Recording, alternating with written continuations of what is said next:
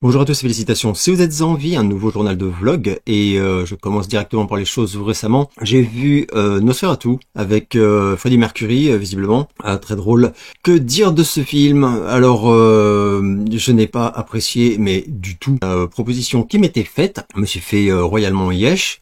Et surtout, j'ai pas compris l'intérêt. Là, c'est une version de Nosferatu qui lorgne encore plus que d'habitude de mon point de vue vers la trame du roman de Bram Stoker. Je rappelle que Nosferatu, en fait, c'est Dracula, tout simplement. C'est juste que, n'ayant pas pu obtenir les droits, ouais, il a été rebaptisé. Mais il y avait dans le premier film, on va dire la version de Murnau, quoi, et même dans la version avec Adjani, des différences un peu, quoi. Notamment le fait que on n'est plus vraiment face à enfin même plus du tout face à un dandy, tout ça. Mais là, je n'ai absolument pas été sensible, enfin plutôt si je l'ai été, mais dans le mauvais sens du terme, à la vision de ce monstre. Enfin, je le trouve drôle en fait. Moi j'ai gloussé à chaque fois qu'il ouvre la bouche, déjà l'accent, tout ça. Certes, mais là, je ne sais pas pourquoi ça ne passe pas. Ce qu'il y a, c'est que les scènes, par exemple, chez le comte dans le Dracula de Coppola, d'abord esthétiquement, je le trouvais sublime.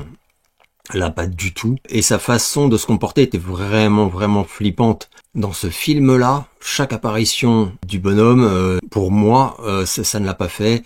J'ai trouvé ça inefficace, mais vraiment au possible. Je comprends pas qu'on ait pu valider cet esthétisme. C'est vraiment nul. Le reste du cast, je peux pas dire que ça joue mal, hein. L'autre là qui jouait dans Jury numéro 2 que j'avais beaucoup apprécié, là il joue bien, c'est un bon acteur, mais on le fait surjouer, enfin je sais pas comment dire, mais tout le temps. Donc la peur, l'angoisse, la panique, tout le temps dans le surjeu, je sais pas, les émotions, les trucs comme ça. Les Rose Depp, on peut pas dire qu'elle joue mal. Moi j'ai vraiment un problème avec ce qui se dégage de son visage, de son bref, je n'ai pas apprécié, pour moi c'est pas réussi. Même la fin, il y a tellement de facilité scénaristique, je ne sais pas quoi en dire. Voilà. J'ai vu qu'il va s'attaquer à des loups-garous, je crois, la prochaine fois. Bref, on verra bien. Qu'ai-je vu d'autre? Petit film français, Drone, qu'on m'avait recommandé, et que j'ai trouvé très sympa. On va suivre une jeune fille extrêmement repliée sur elle-même, timide, tout ça, qui fait des études d'architecte et qui en même temps arrondit ses fins de mois. Enfin, non, elle arrondit pas ses fins de mois, elle gagne un tout petit peu de sous avec des cams sexy. Enfin, elle fait pas grand chose en réalité, mais bon, on va dire qu'elle soulage des hommes, voilà, avec sa webcam, moyennant quelques sous. Et bref, elle va se retrouver suivie, traquée par un drone, donc. Alors un drone assez particulier, hein, une grosse bestiole. C'est un peu une version drone de Tonnerre de Feu ou Firefox, je sais pas, selon les goûts.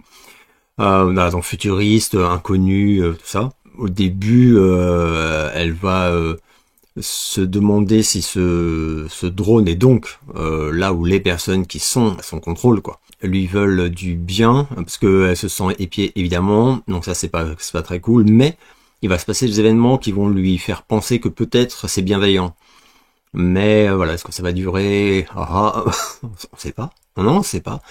En tout cas, sérieusement, j'ai bien aimé. Voilà, il y a quelques trucs que j'ai trouvé un peu fastoche, mais c'est vraiment rien de grave, quoi. Et la fin, la fin m'a un tout petit peu laissé sur ma faim. C'est pas non plus au point de critiquer voilà le fond du film, qui est vraiment pas mal. Donc l'ambiance, il y a quelques plans sublimes. Je pense que il y a comment dire une très belle influence de Palma, tout ça. Hein, c'est absolument évident. L'actrice joue très bien. Voilà, il y a une apparition d'un t-shirt Poison hein, qui m'a évidemment fait plaisir. C'est un détail extrêmement important quand on visualise le film. C'est pas un énorme coup de cœur, mais ça mérite d'être vu. Et pour le budget que ça a dû nécessiter, ça s'en sort extrêmement bien. Il y a même quelques scènes très belles de nuit en moto, des trucs comme ça. Enfin bon, bref, je vous laisserai découvrir ça. Je visionne actuellement la série Dexter Origins. Je sais plus qui m'avait posé la question l'autre jour. et j'avais oublié de répondre. Voilà, j'avais pas d'intérêt particulier à visionner ça, mais moi Dexter j'adore, j'ai regardé toutes les saisons. J'avais bien aimé, sans plus, mais j'avais bien aimé la 9e saison, voilà, où on a son fils et tout. Sur le pitch, j'étais contre, hein, enfin ça m'intéressait pas du tout de regarder ça, mais j'ai trouvé qu'il s'en sortait vachement bien, et au final plutôt une bonne surprise.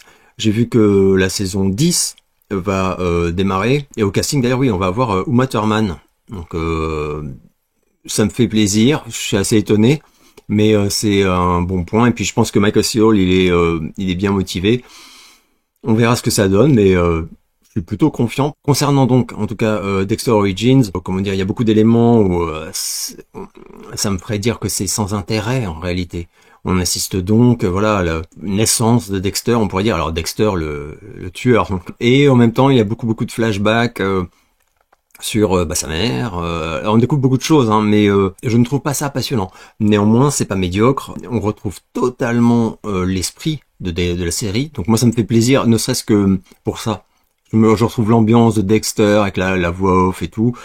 Et l'acteur est pas mauvais, même si je le trouve un peu trop... je trouve qu'il a un peu trop d'émotion par rapport à ce qui fait la caractéristique de Dexter, mais dès la saison 1. Il joue en fait l'absence d'émotion, mais il y a pas mal de moments où on sent quand même qu'il en a... bon, je ne sais pas. C'est en pour chipoter, hein, mais en tout cas, c'est mérite d'être regardé. Est-ce que quelqu'un qui est pas ultra fan de la série Dexter doit essayer ce truc-là tellement pas. Voilà, qu'est-ce que j'ai vu d'autre? Ah oui, petit film, La proie des ombres, What You Wish For. Ça, j'ai carrément bien aimé. On va suivre un type qui fuit. Je vais essayer de pas trop en dire à chaque fois, évidemment. Et qui débarque sur une île pour retrouver un vieil ami à lui qu'il a pas vu depuis 12 ans, je crois, un truc comme ça. Et ils ont un point commun, ils sont tous les deux chefs cuisiniers. Sauf que celui qu'on suit et qui fuit donc là une menace, je vous laisserai découvrir de quoi il retourne. Il n'a pas vraiment réussi, alors qu'il est très doué, clairement. Et son pote, lui, il le reçoit dans une immense villa, comme on en trouve parfois dans les zones défavorisées, des choses comme ça. Et il lui fait comprendre que financièrement il va très bien, mais moralement il est à bout, quoi. Et il va se passer un événement. Donc l'autre est très perplexe là-dessus parce que voilà, il est intrigué d'abord parce que son pote lui dit pas vraiment pourquoi moralement ça va pas, sachant qu'il lui fait quand même comprendre que c'est lié à son activité de cuisinier. Et donc voilà. Et il va se passer un événement qui va faire que notre ami va prendre la place à la fois par intérêt et par curiosité, je pense aussi, de son pote, et le regretter assez rapidement. Très sympa, pas un chef-d'œuvre, mais très chouette petit film. Ça m'a tenu en haleine tout du long, donc j'étais plutôt content. Ça fait toujours plaisir. Et je crois que c'est à peu près tout. Non, j'ai vu également la série One Call, dont vous avez été plusieurs à me parler, et sur Prime Video, je crois. Donc des épisodes très courts, de 25 minutes, une demi-heure. Je sais, il y en a 6, je crois, donc en tout. Peut-être un peu plus. Enfin, en 3-4 heures, en tout cas, tu t'es fait toute la saison 1. Où on suit un jeune flic qui va être formé par une nana, et ça travaille de la police. Il y a des gens qui comparent ça à The Shield, alors moi je trouve ça très en dessous d'un point de vue d'écriture des personnages, mais ça se veut très réaliste, et oui, effectivement c'est la sensation qu'on a. Les intrigues, c'est ultra basique, mais c'est bien filmé, voilà, le casting est bon, franchement c'est très cool. Mais de toute évidence, je n'ai pas été conquis comme certaines personnes, donc je précise quand même, quoi. Et je vais enchaîner avec les questions reçues. Penses-tu que Tarantino ferait une bonne adaptation du roman de Bret Easton Ellis, sachant qu'il a adoré les éclats? Non. Je réfléchis parce que j'aime beaucoup Tarantino, même si voilà, il y a quand même quelques films où je suis pas séduit, voilà, comme pour d'autres. Mais globalement, c'est un mec qui m'intéresse énormément, et j'aime son œuvre. Donc ça me donne envie de dire oui, mais l'esprit des films de Tarantino, c'est presque l'antithèse de l'esprit des romans de Bret Easton Ellis. Et je sais qu'ils s'apprécient énormément tous les deux. Ils avaient fait un un entretien qui était passionnant il y a 2 ans, un truc comme ça, où ils discutent longuement tous les deux. C'est fascinant d'écouter ces deux personnes.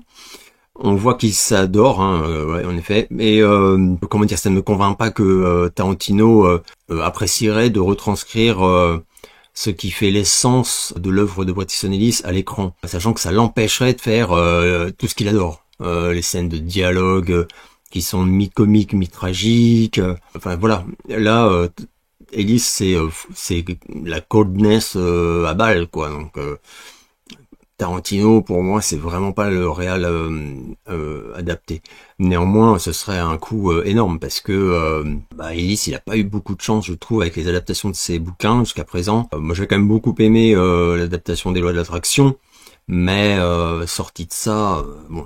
Bref. Ton avis sur l'abandon des charges contre Marilyn Manson, es-tu soulagé? Alors, soulagé, non, pas vraiment. Enfin, je suis content pour lui, quoi, évidemment, mais je sais très bien que dans le monde dans lequel on vit actuellement, les haters, les personnes qui ont décidé que c'était une raclure qui devait finir sa vie en tôle, vont juste dire la justice n'a pas fait son travail.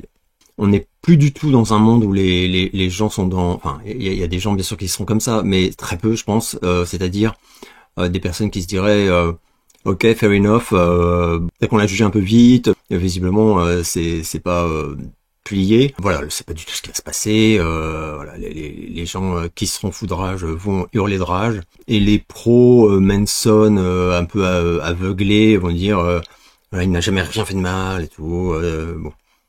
Moi, je suis pas dans ce camp-là non plus. Je sais, enfin, pour avoir beaucoup lu, suivi ce qui s'est passé, que l'abandon des charges, enfin, effectivement, donc le procureur, le parquet, quoi, a annoncé que il abandonne tout. Hein, voilà, il est définitivement tranquille. Enfin, en tout cas, sur ces accusations-là, on va dire. Je suis pas extrêmement surpris dans la mesure où les éléments, comme j'en ai déjà parlé, tendaient vers quand même un gros bullshitage, quoi. Les accusatrices, enfin, on en revient toujours au même problème, hein, c'est qu'on peut pas décider parce que ça fait plaisir à l'éthique que toute femme qui accuse un homme de quoi que ce soit dit la vérité. Enfin, en plus, ce serait comment dire, ce serait nier l'égalité homme-femme. Enfin, genre, les hommes peuvent être des menteurs, les femmes aussi, évidemment. Enfin.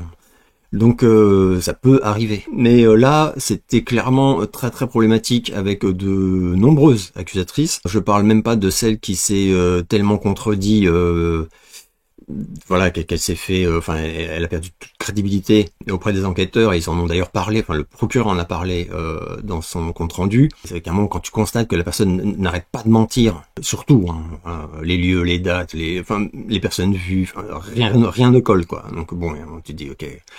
Il y a un gros problème, et que par contre, il y a aussi la tentation des médias, c'est-à-dire que c'est des personnes qui sont allées se répandre, alors sur les réseaux oui, mais surtout sur les médias, contre de l'argent à chaque fois. Parce qu'il faut quand même rappeler que il n'y a pas eu d'accusation, c'est toujours, moi c'est un truc qui me pose problème.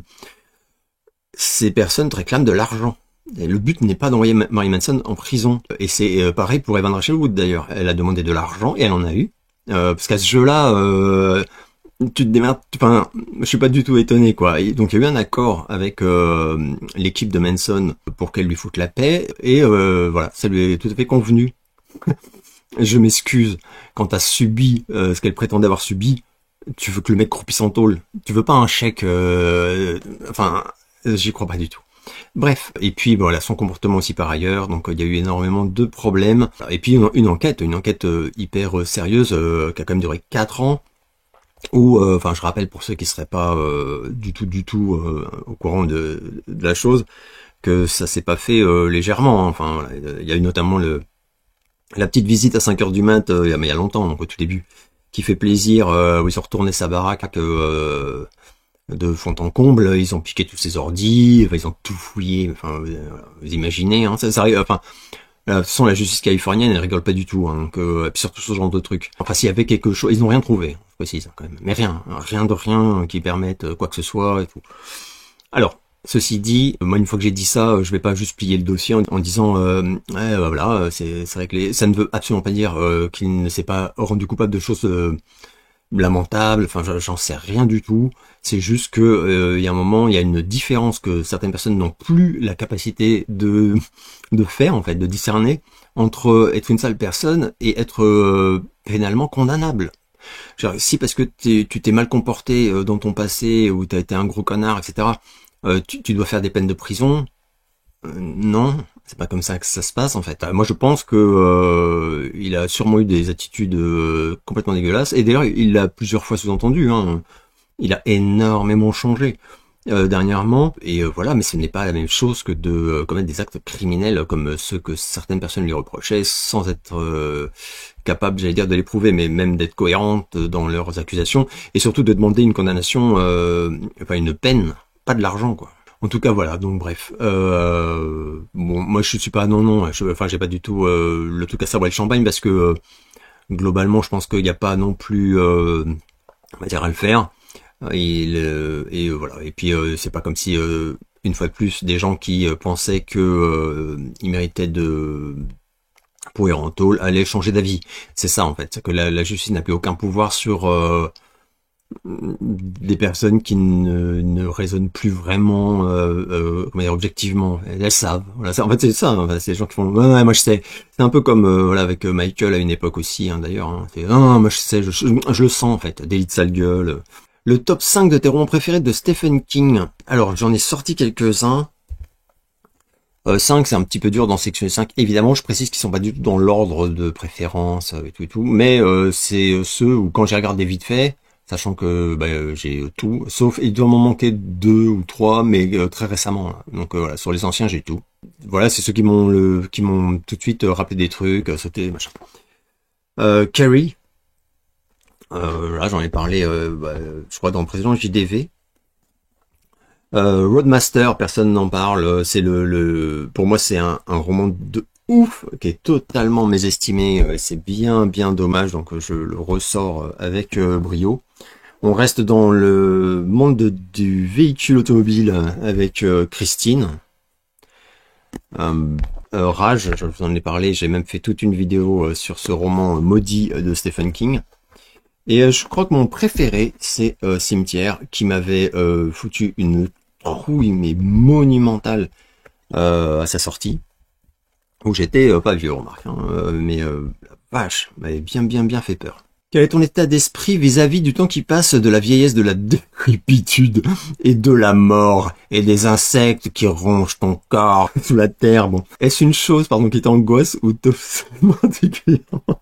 Alors, non, c'est pas quelque chose qui m'angoisse ou m'obsède particulièrement. Après, c'est facile à dire quand on va à peu près bien.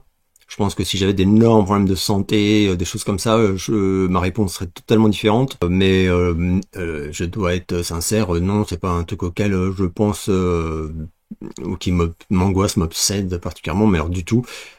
Par contre,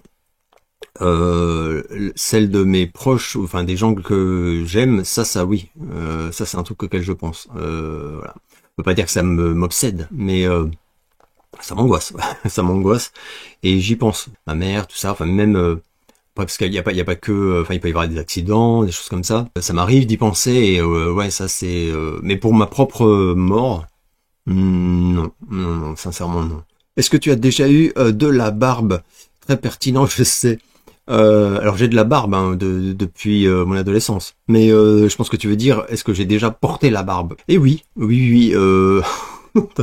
notamment par curiosité, en me disant enfin par curiosité. Je pense que ça monte à la flemme et tout, puis après tu commences à voir ce que ça donne et tu te dis enfin moi en tout cas je m'étais dit c'est marrant, je vais voir quelle gueule ça me fait. Je précise que je déteste la barbe. Je trouve ça moche, hein. Enfin même c'est quelque chose que je trouve laid, donc mais il y a des gens qui ça va super bien et tout quoi.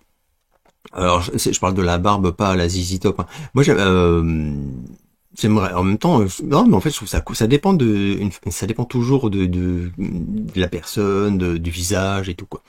Mais à une époque donc j'avais laissé pousser ma barbe, je sais plus trop de combien, mais je me souviens que c'était suffisamment ça me faisait suffisamment rire, c'est suffisamment spectaculaire pour qu'on prenne en photo et d'ailleurs après donc je vous montrerai si je retrouve la photo voilà qui avait été prise de ma barbe, magnifique barbe Voilà, un peu pauvre et sel d'ailleurs, hein, ça commençait. Et quand je l'avais rasé, oh putain, pour me marrer, j'avais juste, au lieu de tout raser normalement, j'avais rasé juste pour laisser la moustache, justement. Ouais, un petit peu Nosferatu, voilà.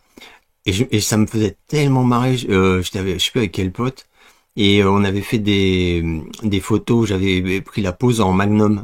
Parce que je trouvais que la moustache comme ça faisait trop magnum, quoi. Voilà. Donc c'est pareil. Voilà, comme je n'ai aucune fierté, et si je retrouve les photos en magnum, voilà, ça va faire du dossier, là, putain.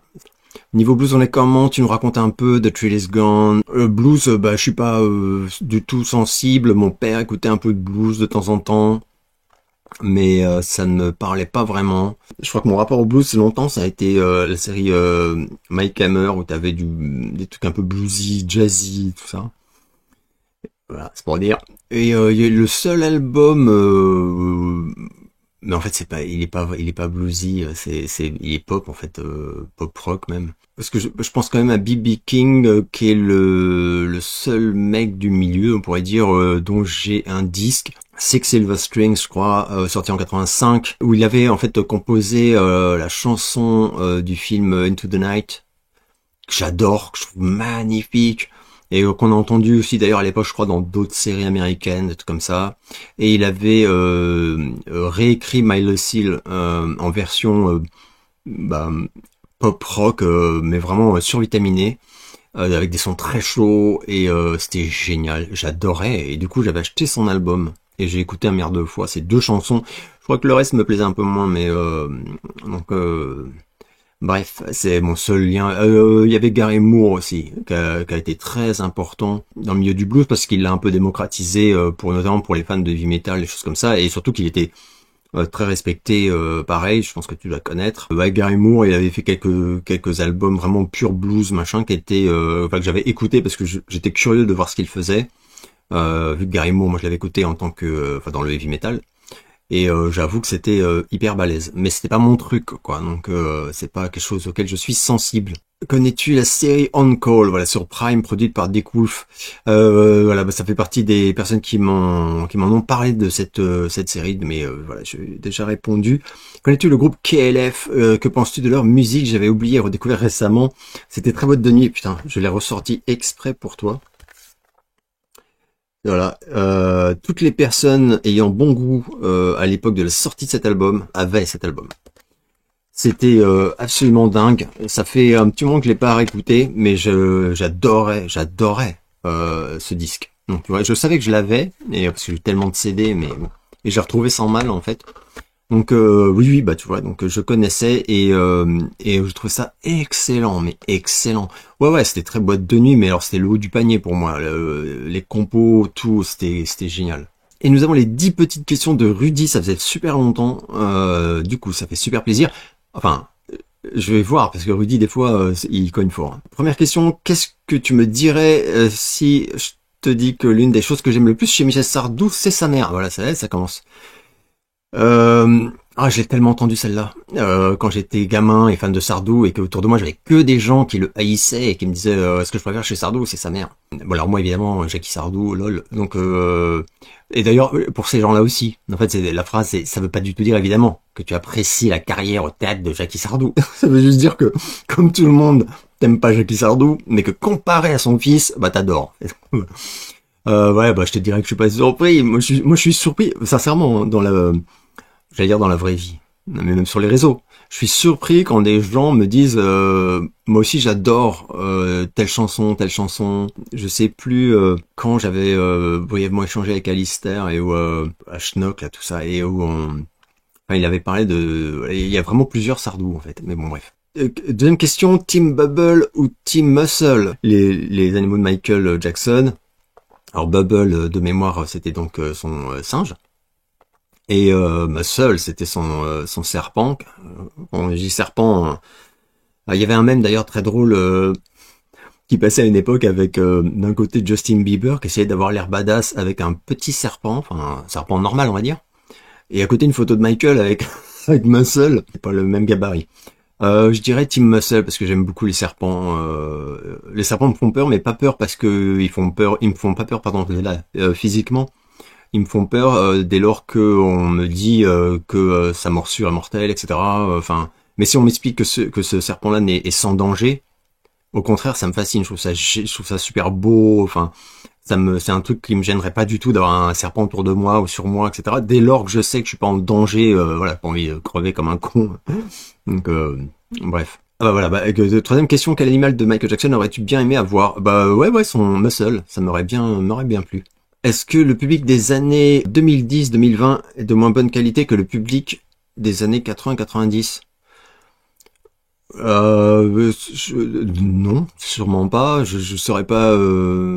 C'est une question piège, ça. C'est pour que je réponde. Bah ouais, évidemment. Et je passe vraiment à nouveau pour un gros connard. Je ne tomberai pas dans le piège. Donc non, pas du tout. Le public est de bien meilleure qualité aujourd'hui. Il y a qu'à voir les concerts, tout ça. Ces marées humaines de smartphones où plus personne ne regarde la scène, mais tout le monde vérifie que le cadrage est bon sur son téléphone. C'est quand même vachement plus agréable et on sent bien que là, on a affaire à des vidéastes de qualité, alors que de mon temps, c'est juste des branleurs, là, le bras en l'air comme ça, là, ouais, à kiffer le moment, mais qu'est-ce qu'ils produisaient, finalement? Rien. Sortaient du concert, ils s'achetaient un t-shirt, mais lol.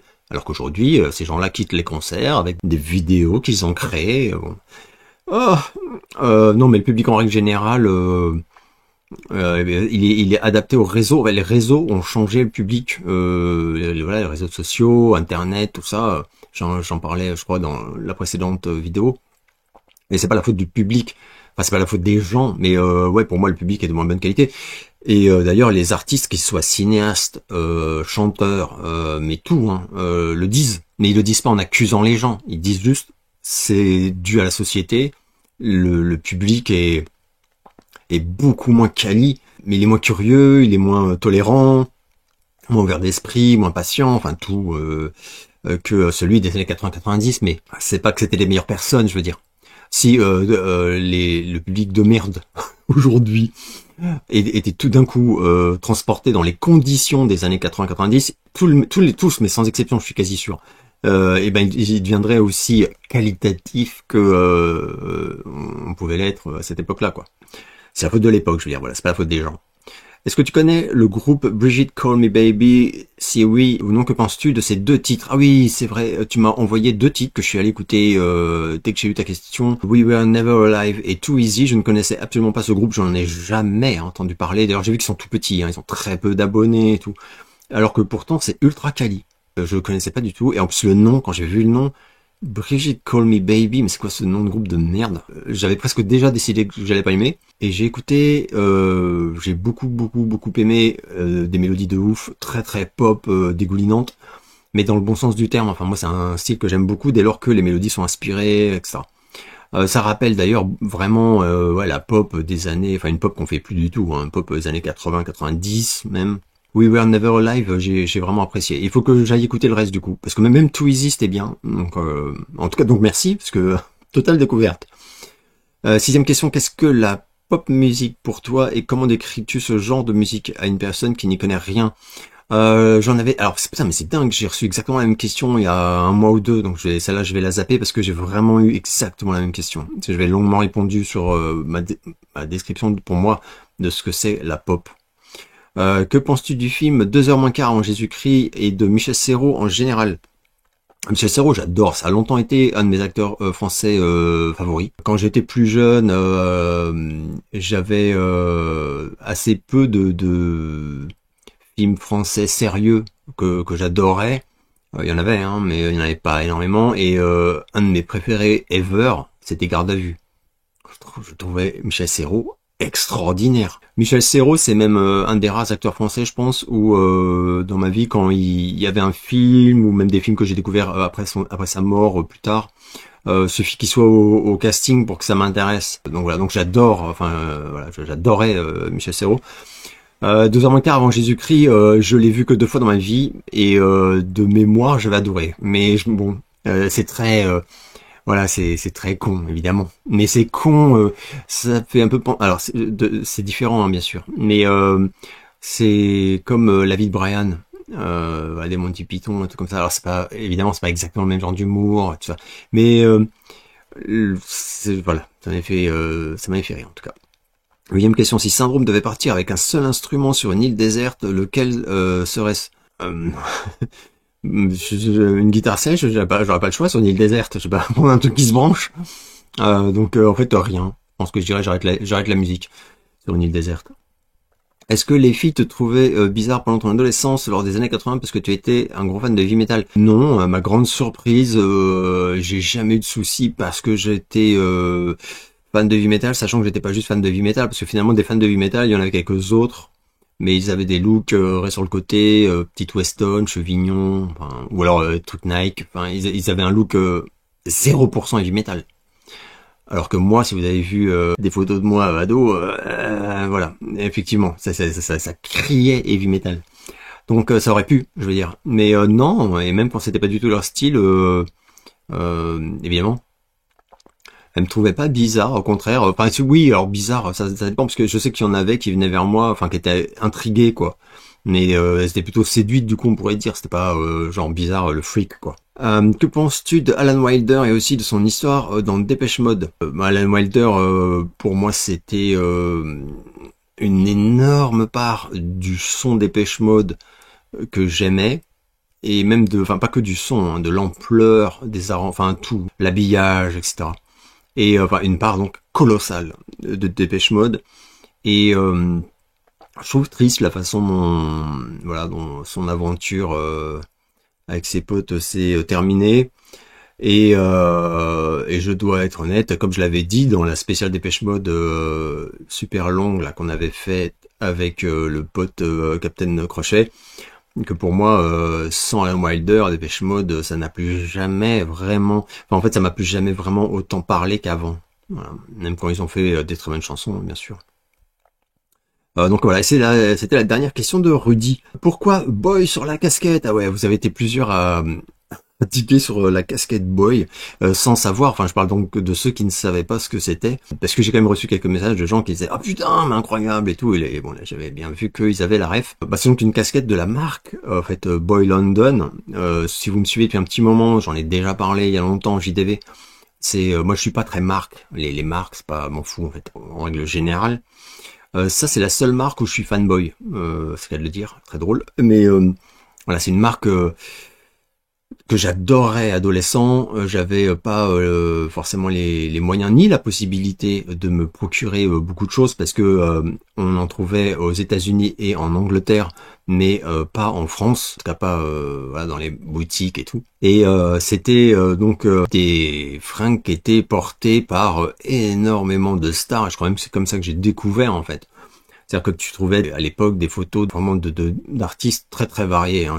T'avais Madonna, je me souviens à une époque. T'avais aussi Boy George évidemment, qui a été un gros comment dire consommateur de cette marque et qui l'a beaucoup mis en avant dans des photos pro, des trucs comme ça. Les Pet Shop Boys aussi, marrant parce que deux artistes avec Boy dans leur nom.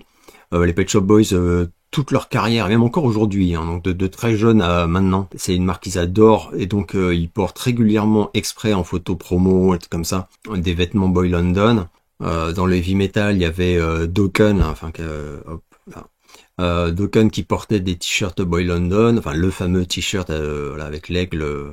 Il y avait également ZX Sputnik, enfin c'était partout. Voilà. Et après il y a plein d'autres vedettes. Hein, j'ai oublié de citer Andy Warhol parce que ça me touche moins, mais Andy Warhol, c'est quand même pas rien. Andy Warhol qui adorait cette marque et enfin, il y a d'ailleurs une photo hyper célèbre, enfin il y a plusieurs photos, mais il y a une photo hyper célèbre où il a la casquette Boy.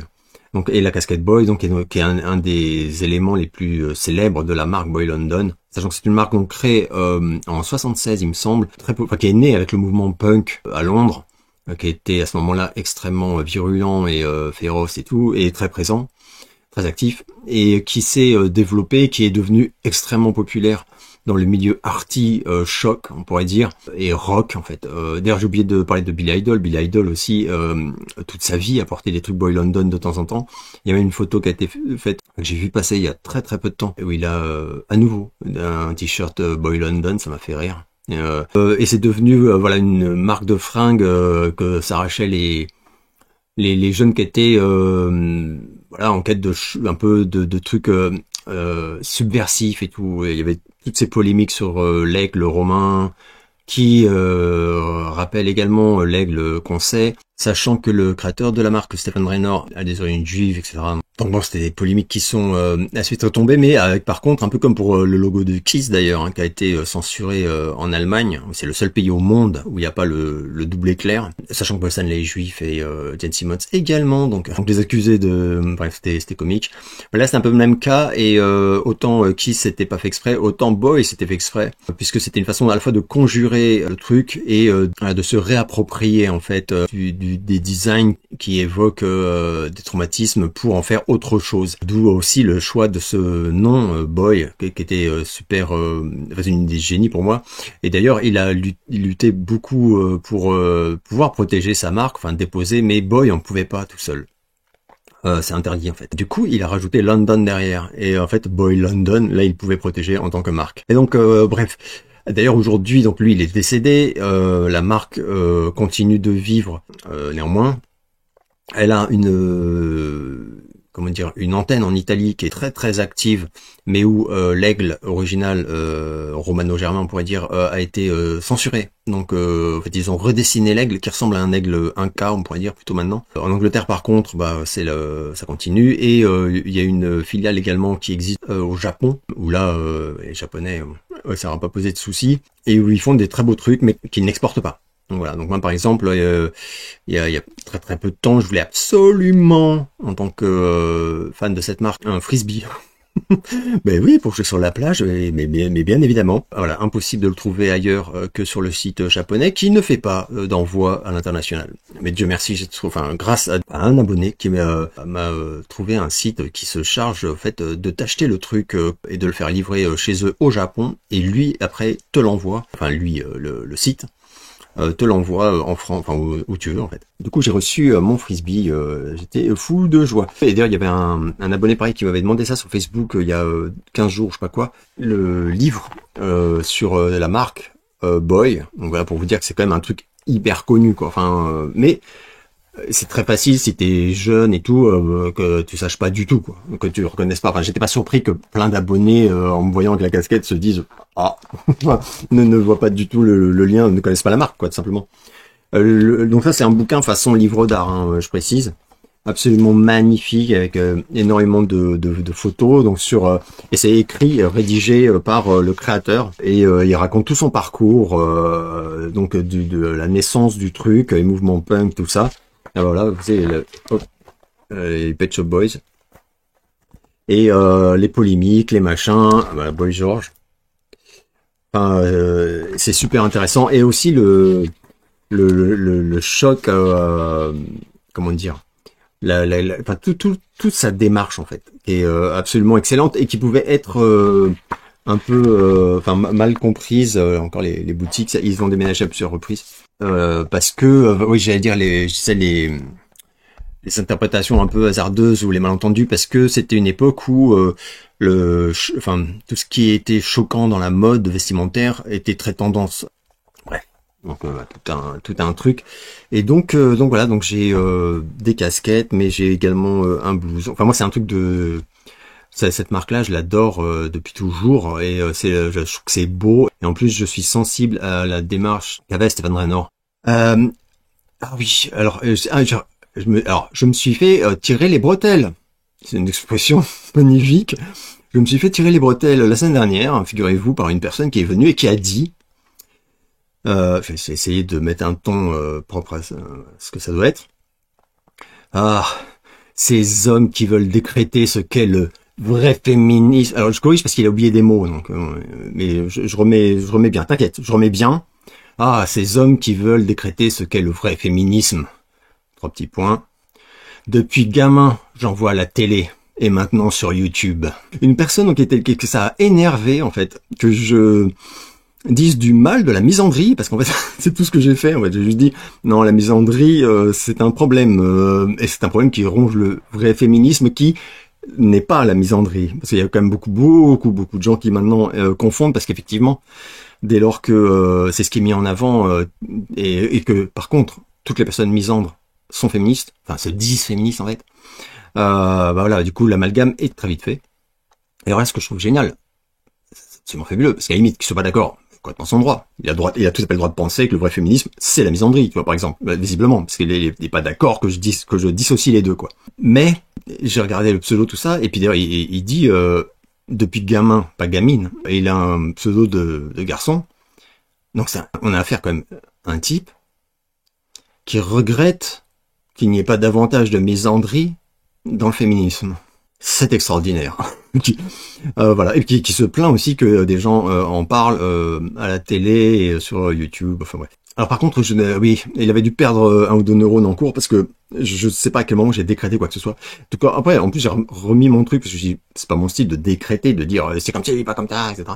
Et j'ai revu le passage de ma vidéo et non, à aucun moment, juste il raconte de la merde le mec, vas-y. Voilà, donc c'est ridicule, mais je ne voulais pas parce que j'ai vu que voilà, il avait ni like, ni dislike, ni réponse, ni rien du tout. Donc le pauvre, c'est horrible quoi, juste le néant quoi. T'arrives, c'est eh ben, hein, voilà, et il se passe rien. C'est dur. Donc moi, voilà, j'ai recopié ta phrase, tout le monde t'a entendu, et voilà, s'il y en a qui regrettent que certains se permettent comme moi de dissocier le féminisme de la misandrie, eh bien, écoute, qu'ils te rejoignent. Formez un groupe, les gars. Ah oui, parce que quand même, donc il aime s'entendre insulter. Peut-être qu'il a pas très bien compris ce que c'est que la misandrie. Donc après, tu as le droit d'être masochiste. C'est peut-être quelqu'un qui aime qu'on l'insulte.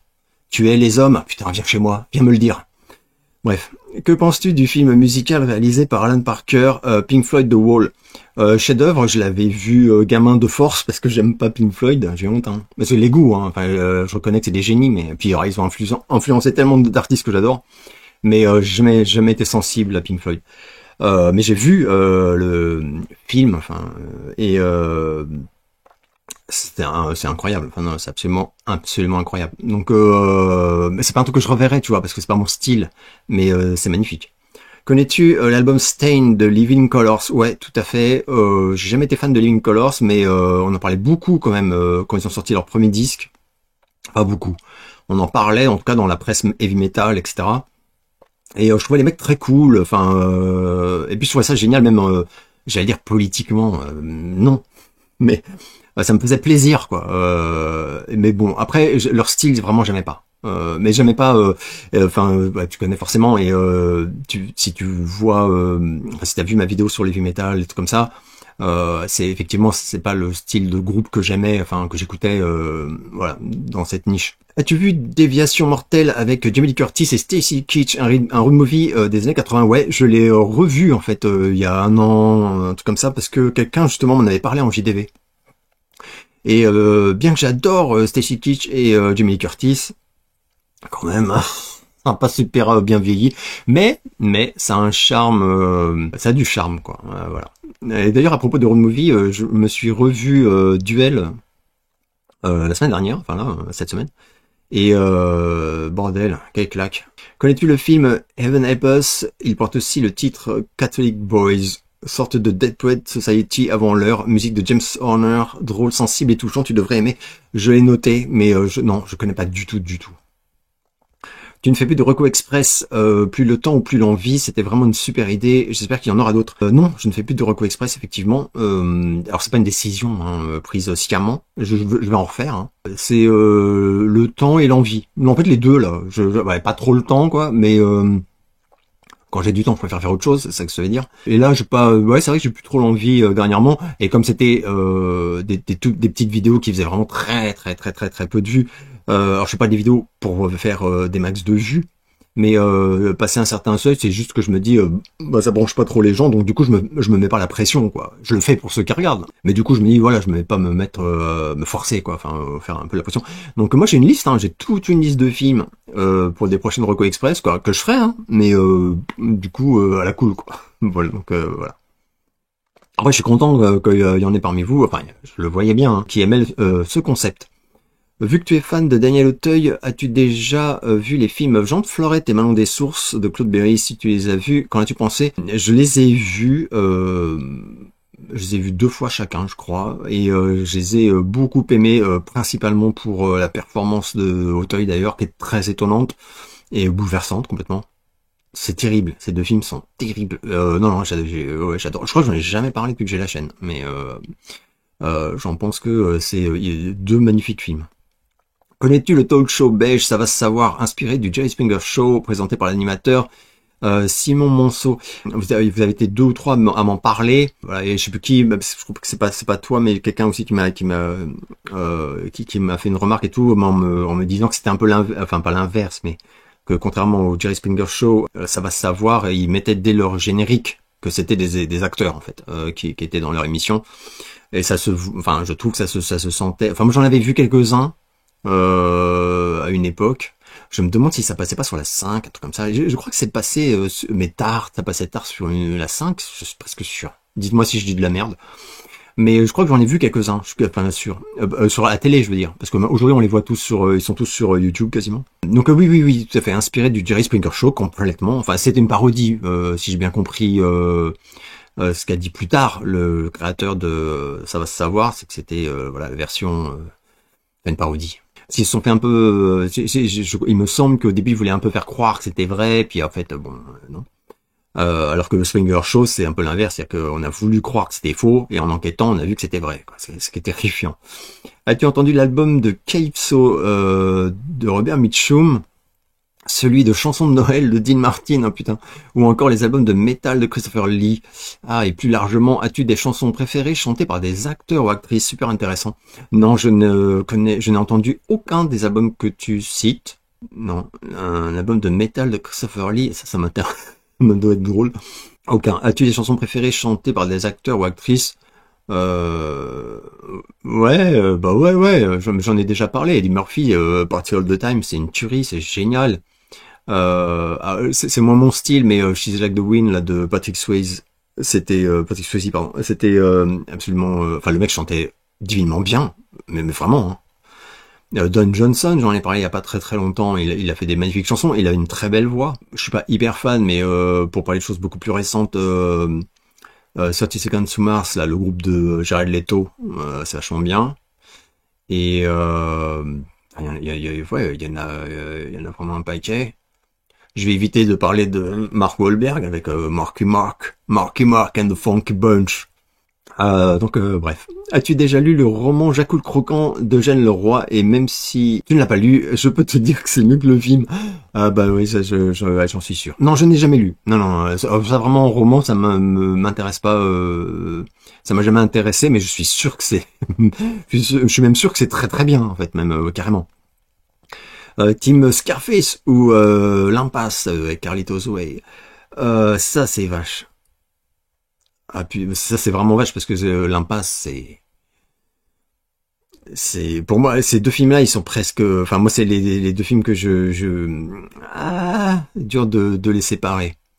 L'Impasse émotionnellement, même si Scarface me fait chialer moi, hein, vraiment ça me bouleverse quoi. Je trouve que c'est tellement beau et triste et terrible. Je pense que Scarface est trop connu. Je pense que si Scarface était moins connu, était moins devenu un film à sample sur des chansons, à t-shirt, voilà, il serait mieux respecté, je sais pas comment dire ça. Parce que vraiment, non mais Say Goodnight to the Bad Guy. Incroyable, chef-d'œuvre. L'Impasse, chef-d'œuvre total, Carlitos Way. Mais très différent évidemment. Non, je refuse je saurais pas les dissocier parce que vraiment je les aime autant en fait. Je réalise, je les aime autant l'un que l'autre. C'est un échec. Je n'arrive pas à les séparer. Voilà. Et c'était la dernière question sélectionnée. Donc je vais m'arrêter là. J'espère que vous allez bien. N'hésitez pas à me poser toutes les questions que vous voulez. Ça fait plusieurs fois aussi qu'on me demande où les mettre. Vous pouvez les mettre en commentaire. C'est le plus simple, hein, sous les vidéos YouTube, n'importe lesquelles. Enfin, de préférence celles des JDV, mais également en PM sur Facebook ou en PM sur Instagram ou sur X, vu que je suis présent sur ces sites-là. Voilà, je disais donc, j'espère que vous allez bien et je vous donne rendez-vous très bientôt pour une nouvelle vidéo.